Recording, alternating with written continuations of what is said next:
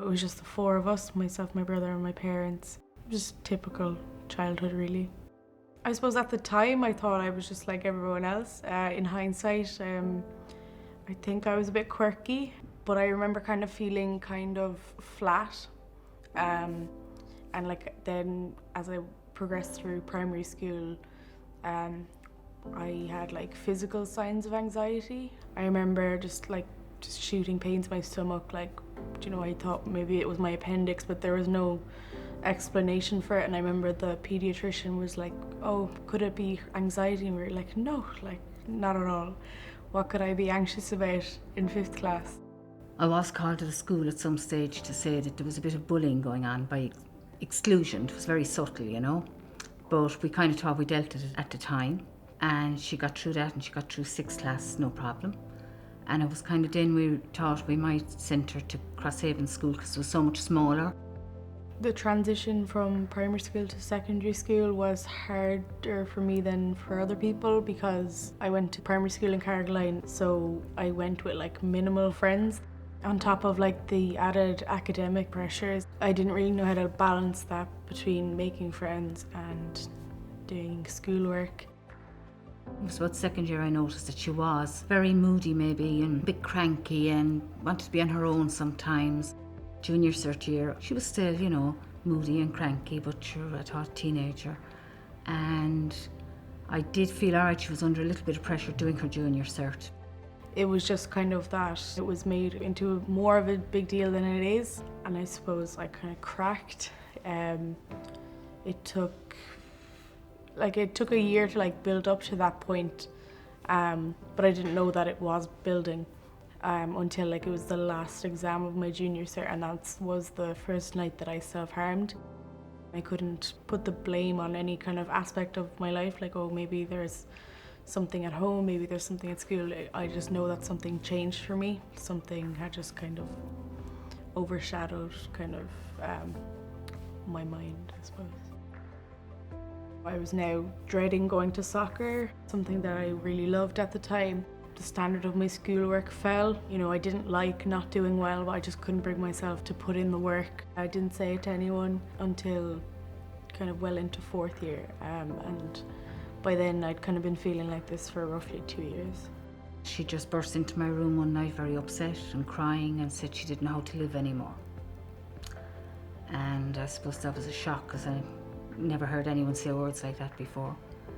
And she just sobbed and sobbed for ages. And eventually I just told her that we would deal with it, we would help her, that, you know, she wasn't on her own and that. And then we called her dad down to the room and he spoke to her and she just sobbed. She must have sobbed for about 2 hours, I'd say. And the very next day we decided to go to our GP with her. The first time I went to see my GP, she kept me in there for like an hour. We talked about how I was feeling, and she prescribed me antidepressants. She said there's a definite need for medication because it's been such a long time that you've been feeling like this. And she made a referral to CAMHS almost straight away. I thought, oh, she'd be on medication for 2 weeks and she'd be fine, you know. I didn't think the journey was going to take us like where it did really. They saw her in CAMHS pretty regularly. We did a lot of family therapy. But then when it got so bad that the self-harming got worse and she had definite suicide plans written out, she was then sent in as an emergency. They had to place her in a mental health institution because we couldn't keep her safe. So she went into Aisling in Cork, and she spent nearly 5.5 months in there, and it was very difficult. It was extremely difficult. I mean, I thought the first day was the hardest, leaving her, but actually every day that we left her there was extremely hard. And by the time she had got there, and the first few weeks, she actually totally shut down. She didn't communicate with anybody, not the staff there, not us. She was just like a bit of a zombie, really. And that wasn't for medication, she just had gone into herself.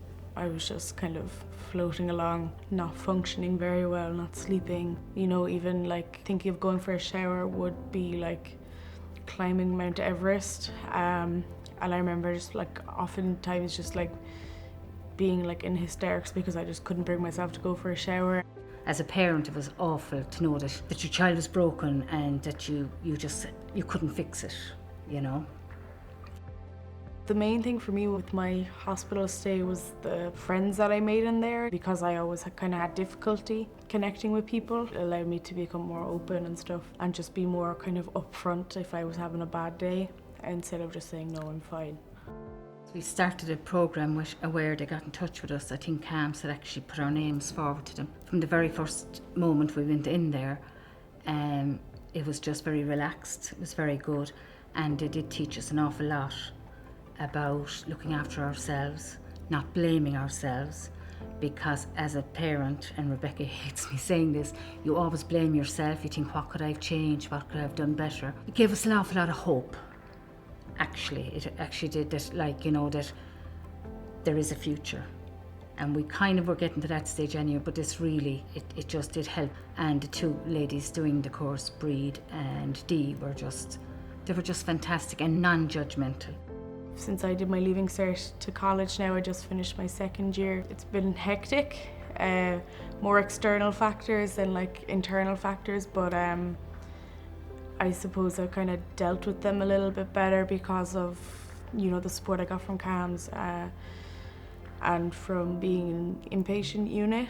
Getting to grips with like the everyday things which I would have found extremely difficult in the past is good now, to be honest. Being in college as well, I like learning. Knowledge is kind of like my thing.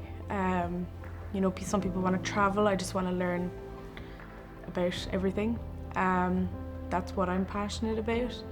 And I suppose kind of like meeting people the last couple of years, like on my journey, and seeing, you know, them on their journey, like, you know, it's quite humbling to know that like we are all just human, and we just have to make time for people. There will always be people who add to the stigma of mental health, mental illness, but it's just about looking out for others, and people just need to keep talking.